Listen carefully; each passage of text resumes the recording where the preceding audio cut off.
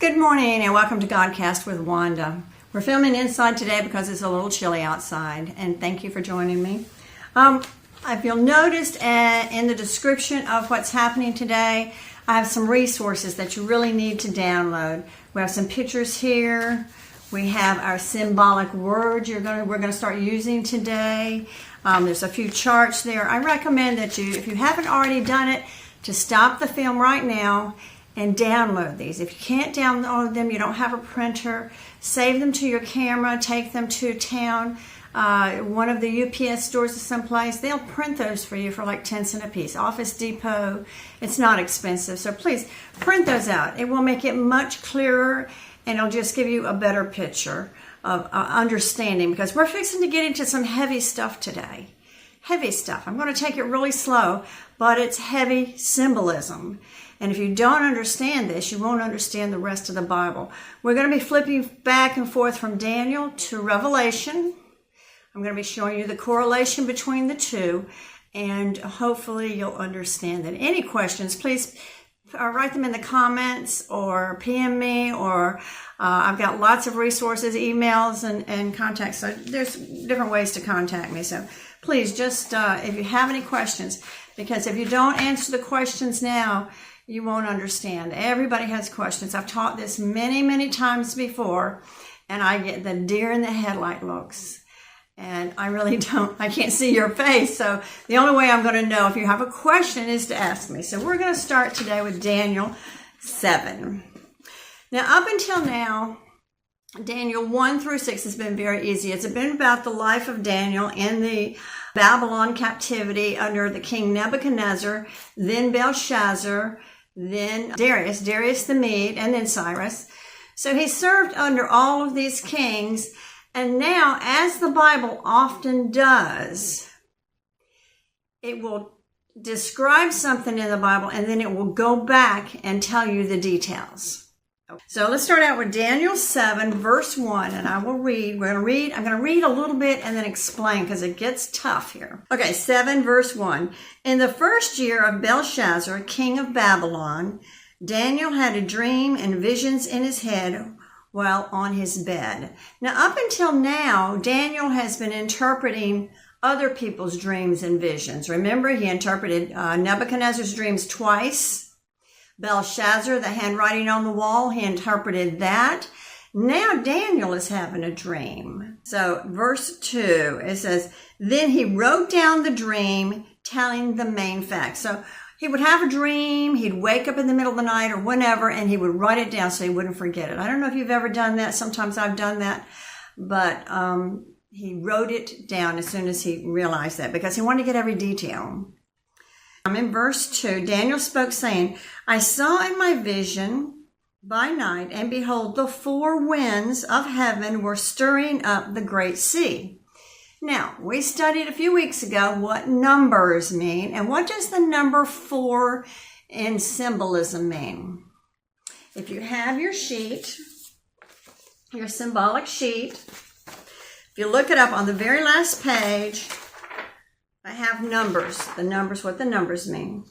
And the number 4 means universal, 4 corners, worldly, 4 winds. Okay, so that's your first symbolic number in Daniel. So we're talking, let's read that one more time and I'll explain it to you. Daniel spoke, saying, I saw in my vision by night and beheld 4 winds. So what's he talking about? The whole world. Northeast, southwest. The whole world of heaven were sitting on the great sea. Now, what is the great sea? I don't know if that's on the paper here or not. Let's look it up and see. The great sea. It is not, but I will tell you, sea represents peoples, nations. Peoples and nations, and I'll find that later and give that to you. The sea represents peoples and nations. So let's read that one more time so that we can put it in context. Daniel 2, Daniel spoke, saying, I saw in my vision by night, and behold, the 4 winds, or the whole earth of heaven, were stirring up the great sea. Or where's the great sea? On earth, the nations and the people. So here's 2 symbolic words: 4 winds, great sea. Heavens are stirring up the earth. It's time. Why are they stirring it up? Because the Bible talks to us, we're going to find that out in chapter 9, about the tribulation. Gentiles, the people who are not Jews can come to Jesus Christ, know him as their personal Savior. But that time is fixing to stop. It's going to stop. And when is it going to stop? When the rapture happens. We're going to talk about that today. Okay, so we've got the four winds, which is the earth, the great sea, which are the nations and the peoples. Let's continue on. And four great beasts came up from the sea. Let's talk about that. Four great beasts. Beasts here represent kingdoms. That's another word, symbolic word, beast. We're going to see that a lot. It's number 5 on your list. It says kingdom, government, political power. Beast. Remember that. Write that down. Put it in your book. So if four means worldly, beast means nation, what is it? The whole world. Four great beasts are coming out of the whole world. And we're first going to talk about this four beasts. So four great beasts, four great nations came up from the sea of people, each different from the other. All right, listen to this. The first was like a lion and had eagle's wings. I watched till its wings were plucked off, and it was lifted up from the earth and made to stand alone on 2 feet like a man, and a man's heart was given to it. Wow, what does that mean? Well, there's a lot of stuff there, but I'm not going to tell you until we read the rest of it, and then we're going to put it together. So you got one beast that's a lion. He's one of the four. One beast is the lion. Okay, the next beast. We're in verse 5. And suddenly another beast or nation came out like a bear. It was raised up on one side and had 3 ribs in its mouth between its teeth. And they said, thus it is, arise, devour much flesh. We got a vision here of a bunch of beasts. They're wild, they're angry, they're killing people, they're doing a lot of things. So let's talk about one more beast and then we'll go back and explain it. So I'm in verse 6. And after this I looked, and there was another beast like a leopard. Now we have a lion, a bear, and a leopard. Which on its head he had 4 wings of a bird. The beast also had 4 heads, and dominion was given to it. All right, now we have another word, heads or horns. Horns or heads are kings. Okay, so let's go back. Let's go back and talk about, we're going back to verse 3. 4 great beasts came out of the sea of people, out of the nation, out of the world. 4 beasts. Beast number 1 was a lion with eagle's wings. Okay, now let's go back to chapter 2 in Daniel. And Nebuchadnezzar had a dream. What was that dream? That dream, he was the head of gold. There was a chest of silver. There was a torso of bronze, legs of iron, toes of iron and clay. Okay, these beasts are talking about the same nations that Daniel mentioned in chapter 2. The same nations the idol was talking about. But in Daniel 2, we only knew who the head was Babylon. Now we're fixing to find out who the rest of these beasts are, or who the torso, their chest, the torso, and the legs and the feet. We're fixing to find out who they are. But it's all the same dream. Different images. Nebuchadnezzar had his image. Now Daniel is getting his image. Same nations though, okay? So this angel is going to tell us, you're going to find later on, and Daniel's vision is interpreted. Let's just go ahead and go there and go through that real quick. Okay, 17, it says, those great beasts, which you saw. Now, angel is interpreting this for him. He says, the 4 great beasts that you saw are 4 kings, 4 nations, 4 kings, which arise out of all the earth. But the saints of the Most High shall receive the kingdom and possess the kingdom forever and ever. So I just kind of give him a 2-sentence or a 1-sentence overall what's fixing to happen. These beasts are going to take over the earth, but Jesus is coming down and he's going to have the kingdom forever and ever. So just a little two-liner there. But we're going to talk about the rest of that just a minute. Don't get confused. All right, let's go back. The first was like a lion and had eagle's wings, and I watched till its wings were plucked off, and it was lifted up from the earth and made to stand on 2 feet like a man, and a man's heart was given to it. Well, we just got through studying chapter 4 of Daniel, and this was about Nebuchadnezzar and what happened to him. He got so prideful, he was cut off at a stump, the roots were left in the ground, he was cut off, and for 7 years, he lived like what? A beast.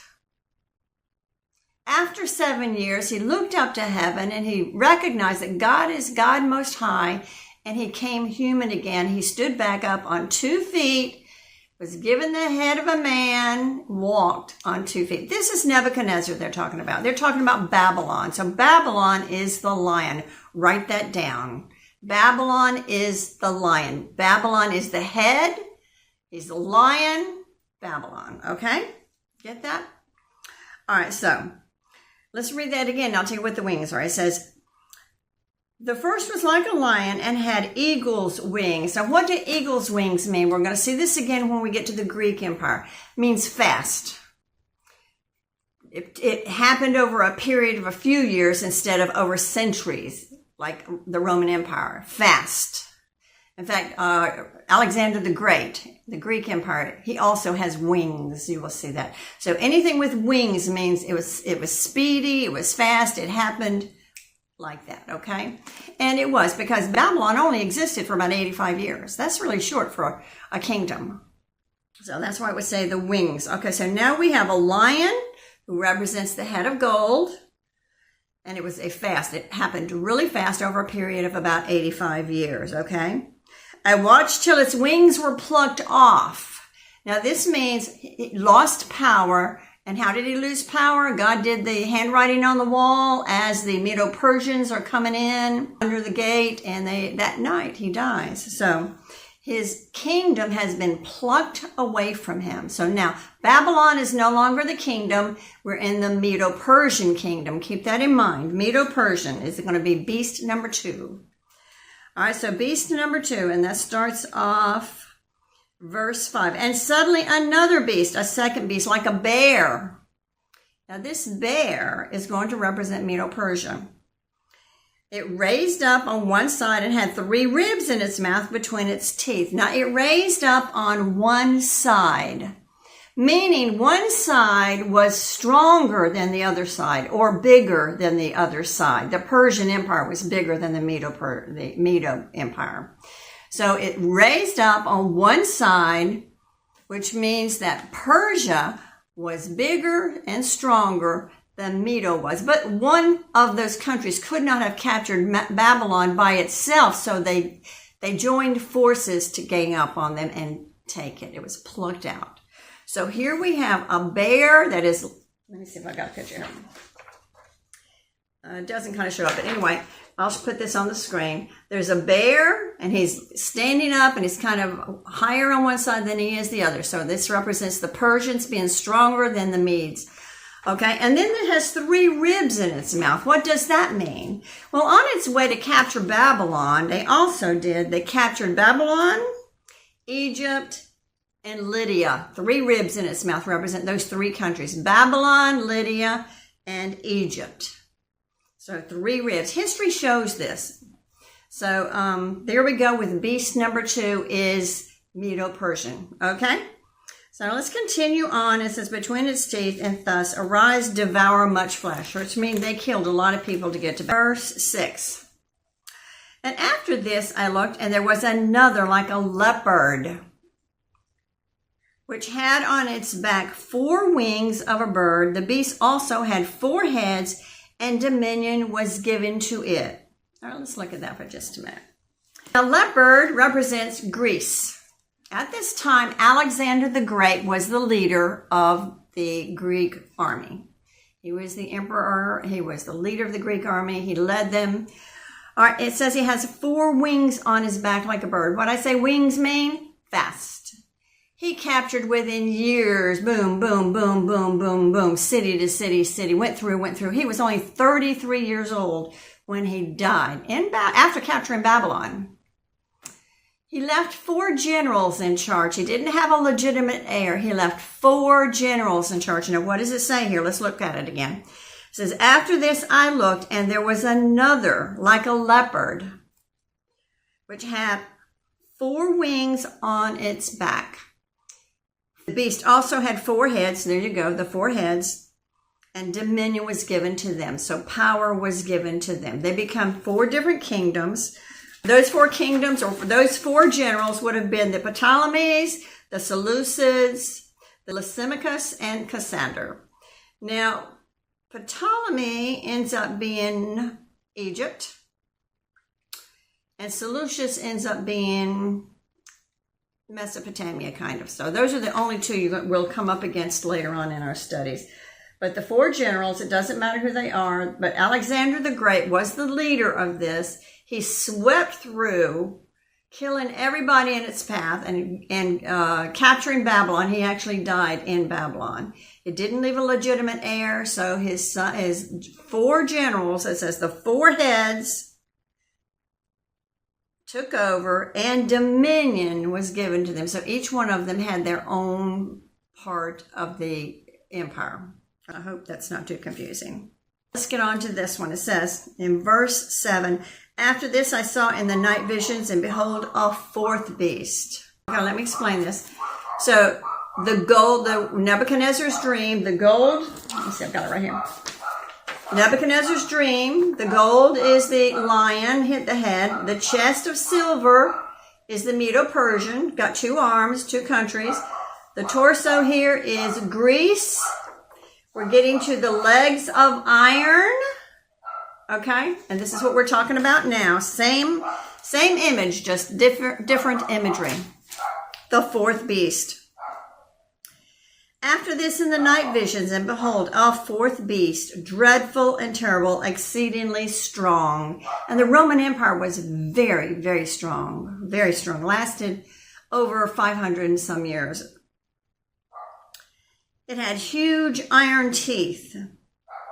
It was devouring, breaking in pieces, and trampling the residue with its feet. It was different from all the beasts that were before it, and it had 10 horns.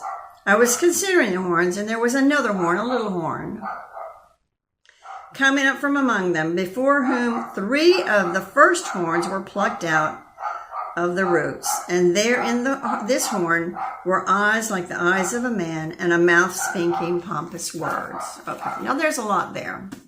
And it doesn't talk much about the Roman Empire. It's just going to be, it's the beast of iron that devours everything. And then it talks about 10 heads or 10 horns. A little bit about the Roman Empire, about it being, it was huge with iron teeth and was devouring and breaking everything into pieces, trampling with residue with its feet. Okay, so this is the Roman Empire. It doesn't talk much about it, but we'll see more about that later. And then it was different from all the other beasts than it was before. It had 10 horns. Horns represent kings or leaders or governments. I was considering the horns, and there was another horn, a little horn. Okay, this is the Antichrist. The little horn from here on out that you hear spoken of is the Antichrist, okay? Coming up out of them, before whom 3 of the first horns were plucked out by the roots. Now, what did we say plucked out meant? Killed. No roots left in the ground, plucked out. When you pull a weed out of the ground and you have the roots with it, it's gone. When you pull a flower out, when you do a tree the same way, plucked out by the roots, it's gone. So this guy comes in, and this is where you hear a lot about there has to be a 10-league confederation. There has to be a 10-league of something. UN, the Confederation of Nations or something. There's going to be some sort of a governmental system, and we're going to see this today because we're living in those times. Some sort of a 10-league, 10-person, 10-nation system that is going to come out and say, look, we can fix things. You see the mess the world is in right now. They're going to say, we can fix things. And they're going to form a nation. They're going to form a committee of 10. And in that 10 is going to be one other that it's just going to come out of nowhere. No one's going to see it coming. After it gets going and does a little bit of work or gets its hooks in everything, and we can see that a little bit. As believers, we're looking for these signs. So we're looking at the climate control people who are in climate control. Now, I don't know if that's a League of 10 or not. We're not even concerned about that right now. But they're trying to take over also because, or scare us to death because of the weather. They can manipulate weather. We're talking about the WHO, the WHO, the World Health Organization. Look how they want to get their hooks into everybody. They want to dictate what medicines and vaccines we take. Even in America, we're a democratic society. We vote on everything. And now they are over our health system.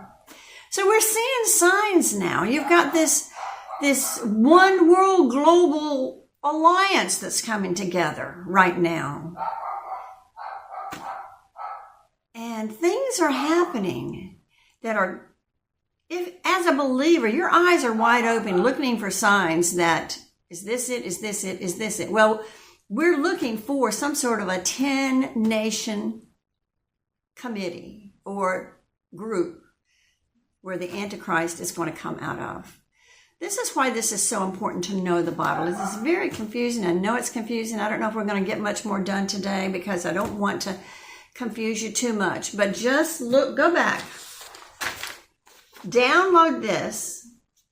Study it, look at it, and realize the same picture, dream that Daniel had is the same one Nebuchadnezzar had. And we're going to talk about a different one next week. So understand this. Look at it. Read it over. Understand that winds for means worldly, beasts or nations coming out of the sea of people. Beasts or nations. Heads is usually a governmental system, and then horns is a king or a ruler or a leader. Everything is symbolic from here on out. If you have any questions, please let me know.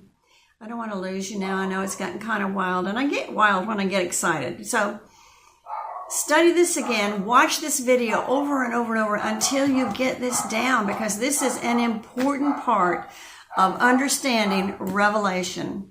Next week, we will be getting to Revelation. We will be doing a little bit of Daniel, a little bit of Revelation, because we're fixing to see a scene in heaven. But you've got to understand these 4 nations. I realize that's past history. We don't need to know past history. But it was prophesied. Prophecy tells us what's going to happen in the future. If we can understand what happened in the past, we can know what's going to happen in the future. We're looking for signs, and it's happening today. The Bible foretold that Israel would become a nation. It foretold that the Hebrew language would come back and be spoken. And that was only in about early 1900, 1911, 1917, when the Hebrew language came back into being. The Bible predicted that the Jews would come back to their homeland. And how is that happening today? By anti-Semitism. Anti-Semitism is getting so rampant in the world that all of the Jews are running back home to their homeland, to Israel, where they can feel safe. So prophecy is coming alive, and it's so exciting to watch it. I pray that you share the gospel, share this message, get people involved in this, because we're fixing to talk about what's happening now, what's happening in Revelation, and how it affects us. So share the gospel and have a great day.